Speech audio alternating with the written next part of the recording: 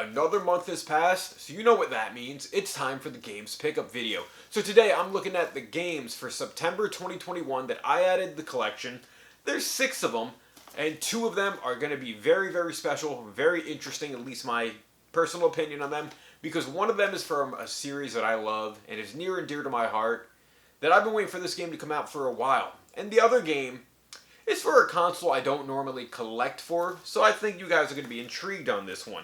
But without further ado, we have 3 PS5 games, 2 Switch games, and that console I don't really collect for. So I'm going to save that one second to last, and then, I'll blow it out of the water, in my own opinion, with the final PlayStation 5 game. So the first game I picked up in the month of September is Spirit of the North. Now, I don't know much about this game. This is the Enhanced Edition, so I'm guessing it's like a remaster.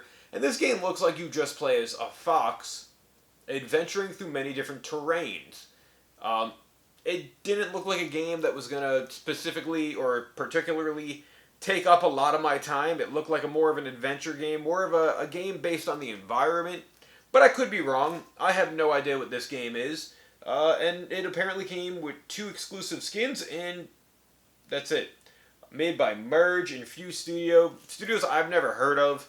But I'm looking forward to playing this one. I've had my eyes on this for a while, and it was a matter of seeing it in person that I had to grab it. Now, the other PS5 game I picked up is another remake, apparently, for I don't know what console, but I've never heard of this game either. It's apparently a psychological horror game, and it's called Observer System Redo.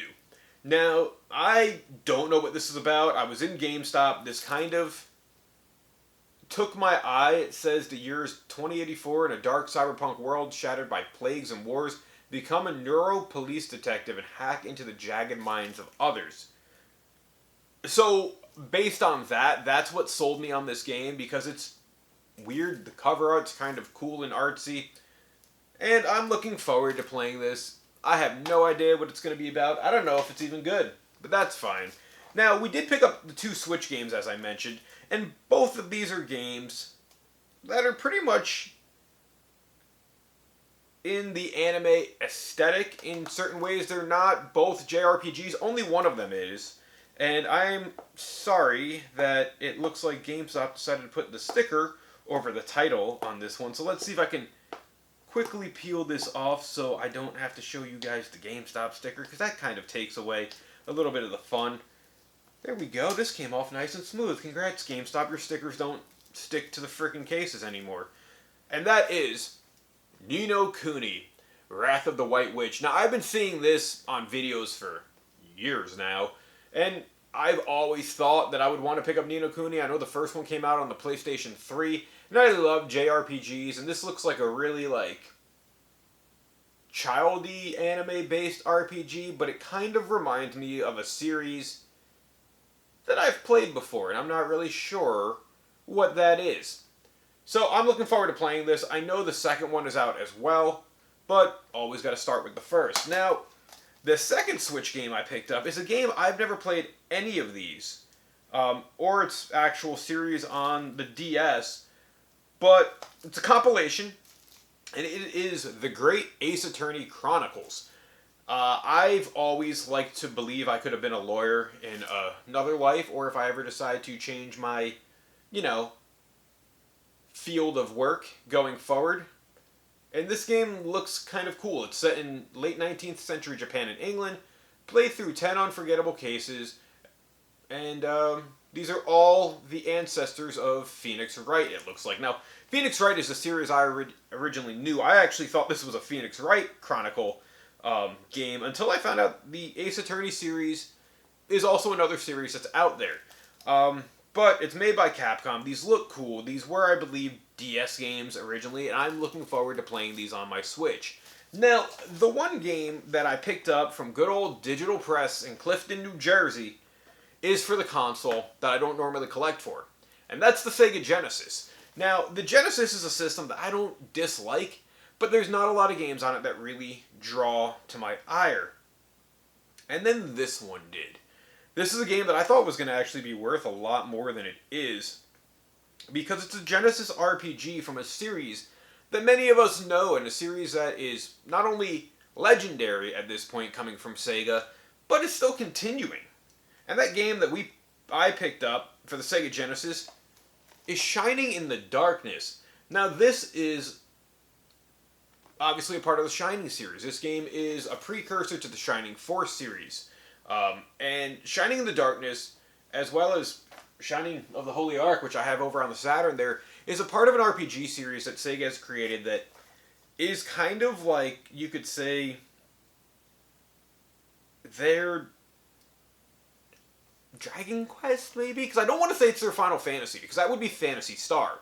But Shining in the Darkness and the Shining series in themselves, they take the old school, like, JRPG kind of base story with turn-based combat and all that. And I've never played Shining in the Darkness. I've never really looked into, like, this game. Shining of the Holy Ark was the game that I've wanted forever. When I got my hands on that, I figured that was going to be the only one I would buy. But going to Digital Press, this was a really good deal to pick up Shining in the Darkness.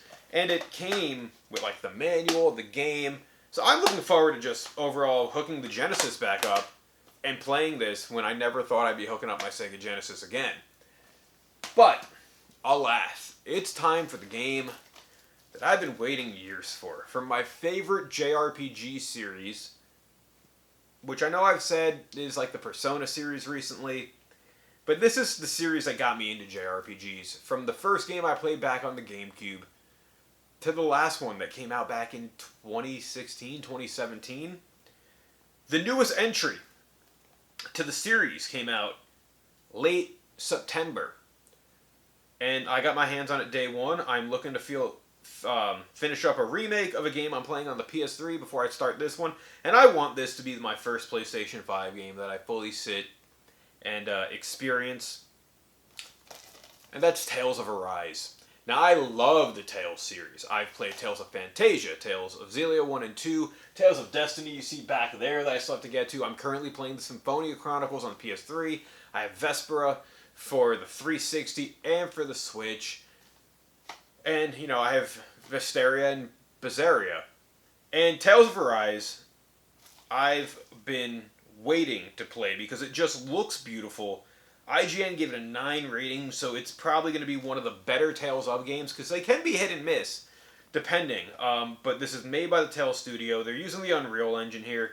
It's 4K, and Tales of Arise is going to be the game that I think allows me to finally play my first PS5 game. Even though I have all of these, I'm still playing my PS4 games. This is going to skip the list of the backlog going into November, because right now I'm playing all my Halloween games, and I want to finish up Symphonia Chronicles on the PS3. But Tales of Arise, you've caught my eyes. I've had this game pre-ordered for like a year, so when it finally hit shelves, I'm so happy Amazon still does same-day delivery. Guys, those are my 6 games I picked up for the month of September 2021. If you've played any of these, leave your thoughts down in the comments section below. As always, thank you for watching.